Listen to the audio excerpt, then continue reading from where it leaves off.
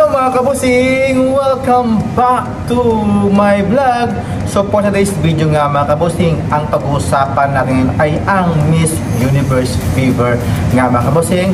Ang nalalapit na laban nga na ating pambato na si Atisa Manalo para masungkit ang ikalawang corona ng Miss Universe. At syempre, ngayon nga mga kabosing, gabi nga daw sa bansang Thailand. So, mauulit nga ba last 2018 na si Catriona Gray ang naging Miss Universe nga mga kabosing last 2018 nga. So, anong status nga mga kabosing at anong ganap dito mga kabosing para kay Atisa Manalo? So, before anything else mga kabosing, is nice ko muna kayong bati na magandang umaga, magandang tanghali, magandang gabi, at syempre dito sa bansang Bahrain is umaga na nga mga kabosing. So, sawadikap at salam alaikum po dyan mga kabosing. At syempre, ito muna tayo.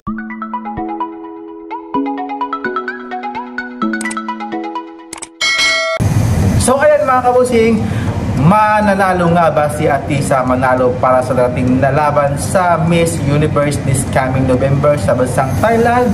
At syempre mga kabosing, makakalaban niya nga ito si Vina Pravinar ng Thailand na sobrang lakas nga mga kabosing. So ano nga ba ang dapat gawin ng ating pambato na si Atisa Manalo para kahit maka top 5 nga lang mga kabosing? At syempre kung gusto nating may uwi yung corona. So ayan na nga mga kabosing, kung gustong manalo ni Atisa Manalo para sa ikalimang corona bilang isang Miss Universe, yan dapat ang kanyang paghahandaan mga kabosing, yung kanyang wardrobe, yung kanyang performance nga mga kabosing, at syempre yung kanyang communication skills, yung kanyang laban talaga mga kabosing, na kasi sobra talagang ang daming makakalaban nga ni Atisa Manalo.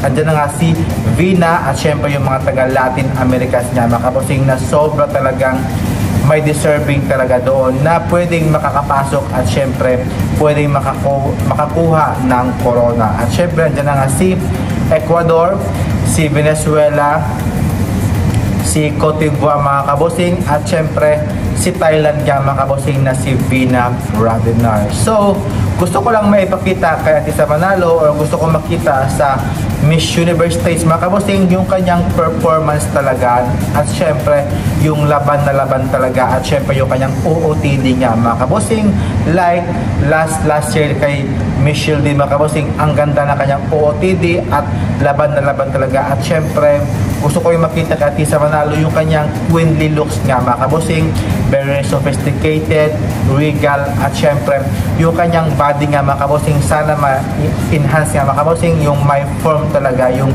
hindi yung may shape talaga yung kanyang balakang, at syempre yung kanyang waist mga kabosing, yung ko talaga gusto makita kay Atisa Manalo para syempre hindi naman tayo laitin ng mga ibang countries nga mga kabosing like Indo, yung mga taga Taytay, yung mga taga Indian mga kabosing, kasi lahat tayo ay binabash talaga ang ating pambato na si Atisa Manalo na hindi raw ito mananalo kasi like sa previous na laban niya sa Miss Cosmo, nag-top 10 nga lang ito mga kabosing due to the incident nga mga kabosing sa pag-collapse ng stage niya. At syempre nakansya yung kanyang paa, yung nga parang